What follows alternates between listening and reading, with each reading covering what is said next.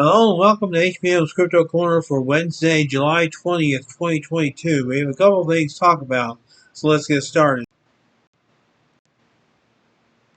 Apparently, in one Loch Ness Monster hunt, football floodlights were used. Scotland's first football floodlights were taken away to be used in a hunt for the Loch Ness Monster in the 1930s. A history project has discovered Inverness Club Caledonian was thought to be the first in the country to introduce the lamps on poles for games at its Telford Street Park Stadium. But after use of just a handful of games, they moved to Loch Ness after a reported sighting of Nessie. A reward of £20,000 had been offered for the monster's capture. However, Nessie evaded the hunt. Details of the events have been uncovered in archives as part of Inverness Caledonian Thistle's Inverness Football Memories Project. It has collected information on Inverness football clubs and players going back to 1885, including more than 200 photographs and items of memorabilia. The project, which was launched in May, aims to offer a resource to older football fans, including supporters with dementia. Highlands Am Culture and History website is hosting the project, and there are hopes of setting up a permanent display. The Nessie search had been sparked by a sighting of a large creature crossing the Fort William to Inverness Road near Loch Ness in July 1933. The incident was reported in the Inverness Courier newspaper, and people soon flocked to the area hoping to find the monster. The floodlights did not return to Telford Street, and it was not until 1959 that the Caledonian installed a new system. The switching on of the new lights was marked with a game between Caledonian and an Old Firm select made up of Celtic and Rangers players. Gordon Fife of Inverness Caledonian Thistle Community Trust said, "The Nessie floodlight story is just one of the fascinating memories that our project is unearthing. Inverness has such a rich football history, and it is fun researching the stories that made the headlines down the years and recording the stories of players, officials, and supporters who helped make them." Caledonian merged with Inverness Thistle to form Inverness Caledonian Thistle FC in 1994. So, very fascinating stuff going on here.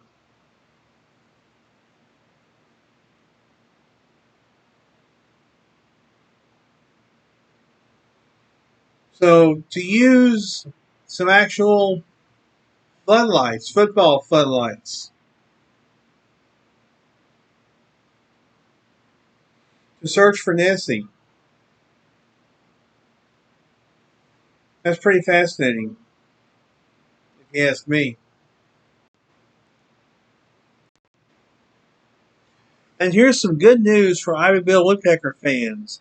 Ivory-billed woodpecker granted a 6-month reprieve from extinction declaration. The U.S. Fish and Wildlife Service has put a 6-month pause on their plans to classify the ivory-billed woodpecker as extinct, in the hopes that someone can produce definitive proof that the famed bird actually still exists. The surprising reprieve follows an announcement by the department last September where they proposed removing 23 plants and animals from the endangered species list because they have seemingly gone extinct. The news was met with dismay among some bird enthusiasts, who insist that the ivory-billed woodpecker still resides in parts of the American Southeast, and it would appear that they made a fairly compelling argument to the department. Noting that insights from the public regarding the proposed reclassification of the ivory-billed woodpecker reveal substantial disagreement among experts regarding the status of the species, the U.S. Fish and Wildlife Service announced last week that they have extended the deadline to make a final decision on the bird's fate by 6 months. Over the next 30 days, the department will be accepting any new information which might dramatically alter their assessment. Specifically, they are requesting clear video or photographic evidence of the presence of the ivory-billed woodpecker that can be repeatedly interpreted the same way by independent observers, such as definitive photographic evidence collected by a field observer. In a manner akin to the Tasmanian tiger, the possibility that the ivory-billed woodpecker may still exist has been a subject of considerable debate in scientific circles for decades. Last officially seen in 1944 and declared an endangered species in 1967, Several expeditions in search of the bird have been conducted over the years, with some researchers reported catching a glimpse of the creature and others capturing admittedly hard to decipher photos and videos of what may be the elusive bird. To that end, this past April saw the release of a fairly exhaustive study which made the case that the animal is not extinct. One of many individuals who made their case to the U.S. Fish and Wildlife Service earlier this year was longtime researcher Bobby Harrison, who claims to have filmed the bird back in October of 2020. I have been told unofficially it's probably the best evidence they've seen, he told an Arkansas media outlet. However, he conceded that I am not presenting this as proof because it will not satisfy the skeptics. Be that as it may, Harrison hopes that the sheer number of reports that the department has received over the past year, as well as any additional materials which may come to light in the next 30 days, will be enough to persuade them to leave the ivory-billed woodpecker on the endangered species list rather than officially declare it has gone the way of the dodo.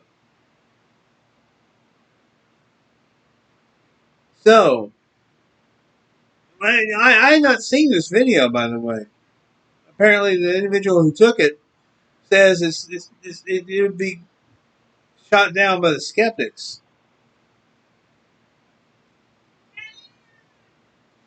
But who knows? I mean, is the ivory-billed woodpecker still out there? It could very well be. There's a good possibility it still is. And that's going to do it for this week. I want to thank you very much for tuning in. You guys are the heart of the show. I always say that, but I always mean it. And I'll continue to do this as long as you guys want me to. And hey, until 2 weeks from now, y'all be good or be good at it. This is May-HBM Crypto Corner.